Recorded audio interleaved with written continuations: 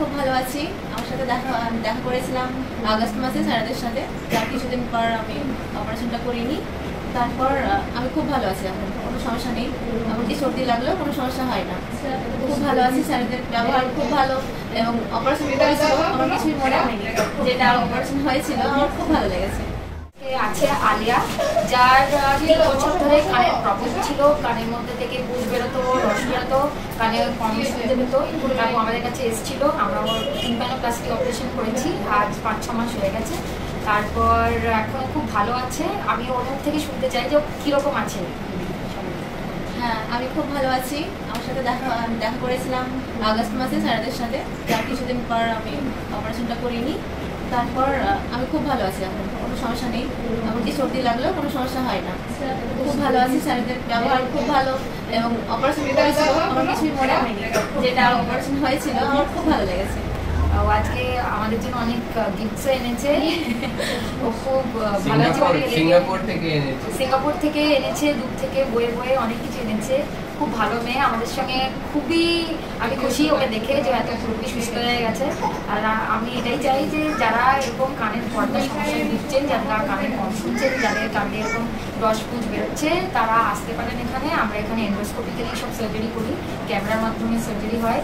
তো কোনো কাটা ছেঁড়ার কোনো টেনশন থাকে না। মেয়েদের জন্য খুব ভালো একটা অপশন, তাহলে আপনারা আসতে পারেন। এটা বেসিক্যালি যদি কানটা আমরা দেখি, কানের ভিতরে পর্দা থাকে আমাদের, তাহলে কান দিয়ে যদি রস আসছে বা কম শোনা যাচ্ছে, তার মানে কোথাও না কোথাও ভিতরে পর্দাতে একটা ড্যামেজ হয়ে আছে। সেই ড্যামেজটা এখন নতুন টেকনোলজি হচ্ছে, আগে পিছনে কেটে হতো অপারেশন, মাইক্রো যেটা বলতো, এখন এন্ডোস্কোপিক হচ্ছে। এই কানের রাস্তা দিয়ে গিয়ে এই জিনিসটা ঠিক করা যাচ্ছে। আর এটা যত তাড়াতাড়ি করা হয় অত ভালো, কিন্তু পরে হার্টের ইনফেকশন চলে গেলে তখন আবার পিছন থেকে কেটেই করতে হয়, ম্যাস্টয়েডেক্টমি। এই জন্য যদি আপনার এরকম কারো প্রবলেম হয়, এটা যেমন ইএনটি ডাক্তারবাবুকে দেখিয়ে একে রিজলভ করে নেওয়া উচিত। ছোট পর্দা ফুটো হয়তো নিজে থেকে জুড়ে, কিন্তু ইনফেকশন থাকলে সেটাও হয় না।